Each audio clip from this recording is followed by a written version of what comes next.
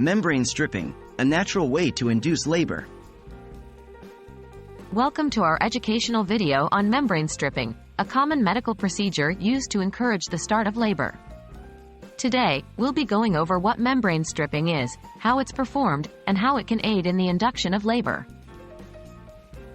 What is membrane stripping?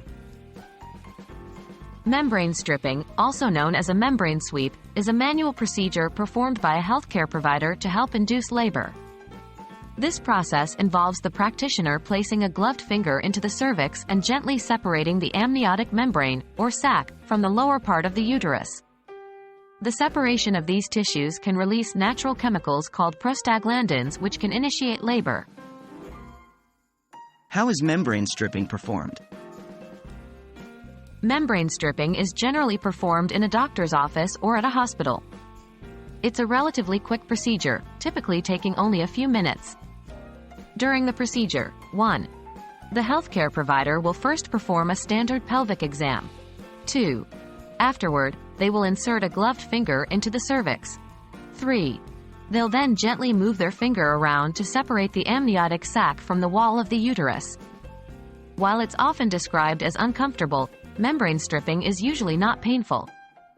It's a low-risk procedure, but it may cause minor side effects such as spotting or cramping. How does membrane stripping help induce labor? Membrane stripping helps to induce labor by stimulating the release of prostaglandins. Prostaglandins are hormones that play a crucial role in starting labor. They help to ripen the cervix, making it softer and thinner, and trigger uterine contractions. When the amniotic sac is separated from the uterus, the body responds by producing more of these hormones, which can lead to the start of labor within hours or days. It's important to note that membrane stripping isn't guaranteed to induce labor, but it can increase the likelihood of labor starting naturally within a week of the procedure. That concludes our guide to membrane stripping.